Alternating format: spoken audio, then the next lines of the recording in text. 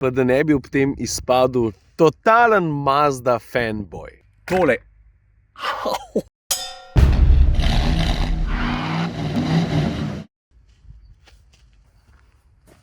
Jo, zdaj po pravici ti moram povedati. Kako bi tale vlog posnel, pa da ne bi ob tem izpadel totalen Mazda fanboy. Veš zakaj? Lej, jaz sem ta prvi, ki priznam, da se me eni avti dotaknejo malo drugače kot drugi. In ta je eden izmed njih. Pa obenem velja, da sem jaz skozi leta na račun Mazde, njihove tehnologije, njihovih posebnosti, konec koncev tudi oblike, pa napredka, ki so bili njihovi modeli deležni v zadnjih parih letih, izrekel že zelo veliko pohval. Imam jaz strgane hlače, stari. Ne, no.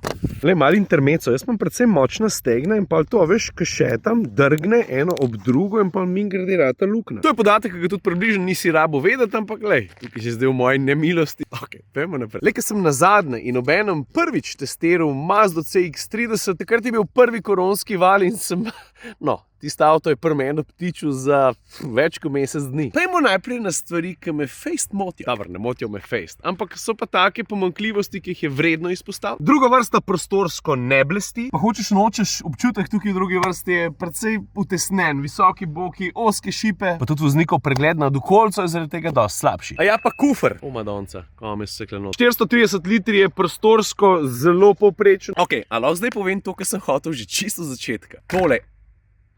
Hotel sem reči, da je tole. V tem trenutku, poleg trojke, se mi zdi, da se fajtata za ta položaj, verjetno najboljša Mazda ta hip. Pa ti bom zdaj razložil, zakaj mi je to všeč. Prvič, 2-litrski bencinar se ponaša s SkyActiv X tehnologijo. Vse o tem sem že govoril. To je bencinski motor, ki je hud posebnež in deluje po principu na eni strani dizelskega pa bencinskega motorja. A veš, glede na pogoje, ki so ustvarjeni, glede na razmere, lahko pride do samoožiga. A veš, kako pri dizlih, ki ne rabiš svečke. Ali pa, če razmere to zahtevajo, doda svečka iskro in pol eksplodira. In jaz sem temu zelo posebnemu motorju pravzaprav posvetil en cel vlog, takrat sem imel Mazdo 3 na testu, 5 ga za nazaj pogledal, vse, kar moraš narediti, iti na YouTube, vtipkat komotar, Mazda, pa ga najdeš takoj. No in ta 2-litrski bencinar je tudi malo evolviral, doživel je manjšo spremembo, po novem je malo močnejši, kot je bil. Mazda se je malo poigrala s krmiljenjem, z nastavitvami in po novem to razvije ne 180, ampak 186 konjev, pa navora ne 224, ampak 240. To so še vedno dosti podobne številke, priznam. Baje so se malo igrali tudi s kompresijskim. Čak, bom jaz odprl hav.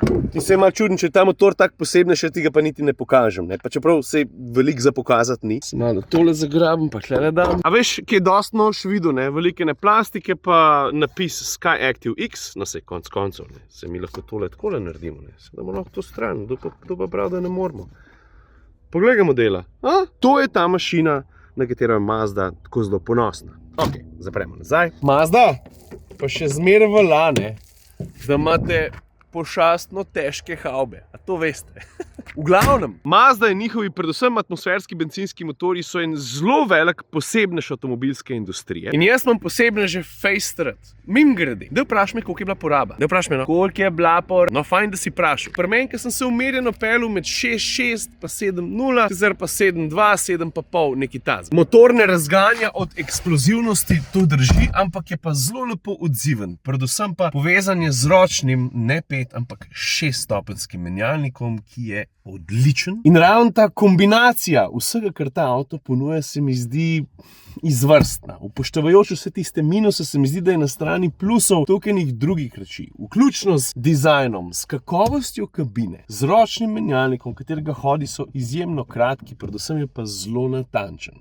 To je eden izmed redkih avtomobilov, ki jaz rečem, ne razmisli, če ne bi sam ročnega vzel, ker jaz nasplošno vedno priporočam avtomatike, mater pluva, pa se vidi. In že prejšen vlog, v katerem sem imel Mazdo CX-30, sem poimenoval premium, pa pika, to še vedno velja. Pač ta kabina je the best je, zelo je preprosta, ni veliko stikal, ajde, tale piano plastika, ne, krpico imaš. Za mestnik moram priznati, da v sami goli zasnovi je zelo preprost tale v krogu vrtljiv gumb, potem stikalo home, muska, navigacija in zavračati se. Vse skupaj se potem dogaja na tem zaslonu tukajle, zelo minimalističen način imajo, ampak meni je to všeč. Mimogrede tudi head-up zaslon imamo, a se ga vidi, pa ne ungate pocen tisto ta drago varianto. Merilniki so mi zelo pri srcu, poglej, kako preprosti so, obenem pa na zelo kulski način združujejo digitalno z analognim. Poglej, špica na levi strani za motorne vrtljaje, ta je analogna, ampak tista za hitrost tista je pa digitalna. S tem avtomobilom se je Kapetanovič odpeljal tudi na eno mednarodno predstavitev v Italijo, v Milano in je nazaj prišel podobnih občutkov kot jaz. Avto na splošno ni mogel prehvaliti. Menjalnik, motor, kako se pelje. Zdaj za podvozje moram priznati. Avto je precej čvrst, kar cenim. Podpira športnega voznika, ampak se mi je pa zgodilo, da sem pa kje na slabših podlagah, da bi lahko boljše ene stvari zračunal, pa da bi se prej umiril. Pa ko smo že spredi,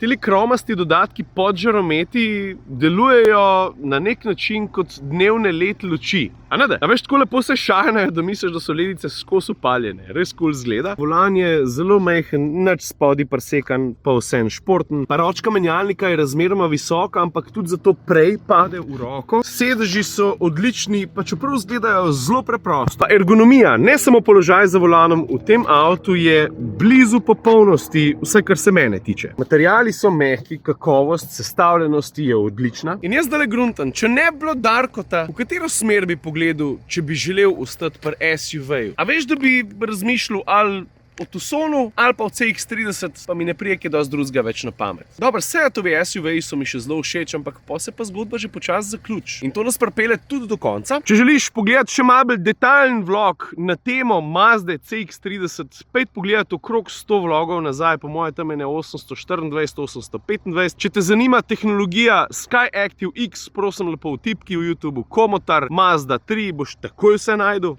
In to je to, s tem te zapuščam. Jaz mislim, da sem povedal precej velik, avto sem pohvalil, izpostavil sem tudi stvari, ki me majčkeno motijo in zato je caj, da končamo. Lepo se imejte. Ajde, čau.